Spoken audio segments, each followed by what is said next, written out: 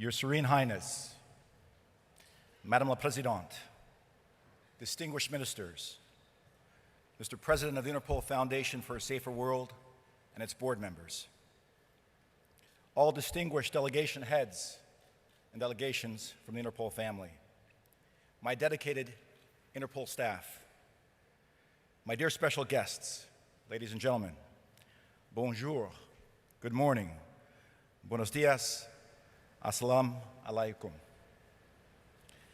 Let me begin by recognizing and saying hello to Interpol staff members who could not be with us here in person, but are here with us in spirit. If you're watching this live, we miss you. If you're not watching this live, we still miss you.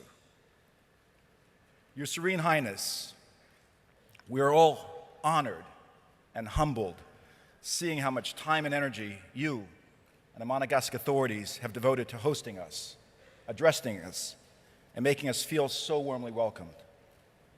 You also have accepted the invitation by His Excellency Elias Murr, the President of the Interpol Foundation for a Safer World, to become the first honorary president of the Interpol Foundation, whose board held its first meeting right here in Monaco yesterday.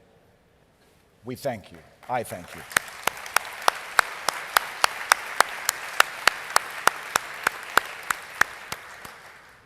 Sadly, these remarks will be my last as Interpol Secretary General at a ministerial conference. My remarks will last roughly 4.5 minutes, and I ask for your patience.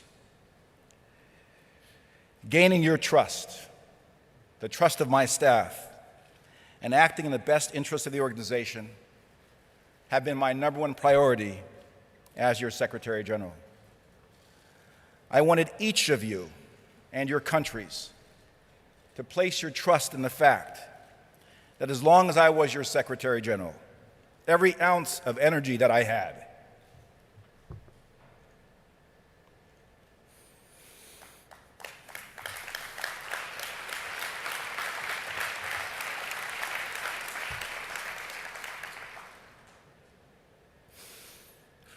every bit of my intellectual power, all of the passion contained in me would be devoted to protecting and keeping your countries, your citizens, your businesses, and your visitors safe. I wanted your trust that if and when something went wrong and your country suffered a tragedy, whether criminal in nature, man-made, or a natural disaster, that Interpol would be in contact with you and get there to help you as fast as possible. You would never, ever, ever be alone in times of need. I wanted you to trust that I love being the Secretary General of each and every one of your countries, as well as of each and every staff member, irrespective of their nationality, race, religion, gender, or position. I feel so proud and honored to be Interpol Secretary General that you can likely see and feel my joy when I recognize you, give you an Interpol pin, hug you, take a picture with you, or shake your hand. This enthusiasm is why my staff made sure that over 14 years, I would visit each and every one of your countries, because they knew, and as all of you found out, that I wanted to see what your country was like firsthand, wanted to learn from you, wanted to be there to make sure that your ministry, your police, your Interpol National Central Bureau would receive greater support because of my visit. I was not going to step down as your Secretary General until I had visited each and every one of our 190 member countries. It took 14 years, but I completed this journey on the 7th of October in Iceland, as you saw. Now, not even a month later, we've traveled together to Monaco, where it is great to once again see all of your faces. I hope that together we can make the tools and services of Interpol better known and used throughout the world. I believe that the input and participation we will receive from you during this General Assembly will help us counter the insidious nature of terrorism, undermine the motivation of organized crime, and paralyze cyber criminals everywhere. And I know that your support for our new projects, training initiatives, and innovations will be invaluable as we work to broaden our effort against these threats that confront us all. The driving force behind all of this work is the Interpol staff, whom, according to my notes, you're supposed to see standing before you. I'm still Secretary General for 3 more days. Up. Let's go. Go, come up, come up.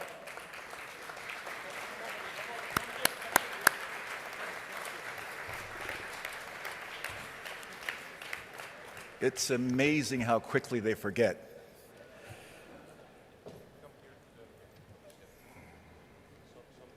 The driving force behind all of this work is the staff whom you see standing before you.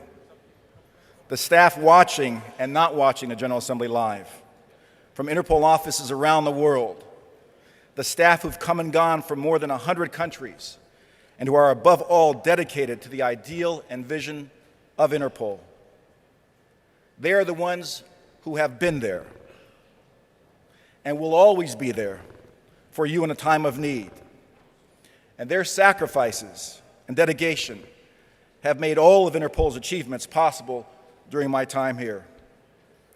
They are the ones to whom I dedicate the video that you just saw. They're the ones, each and every award and honor I received as Secretary General is because of them. If I have achieved my goal of gaining your trust, then I kindly ask you for 2 more favors. I ask for the support of each of your countries in ensuring that Mr. Jürgen Stock is unanimously elected as your next Secretary General so that the successes that we have achieved together can continue.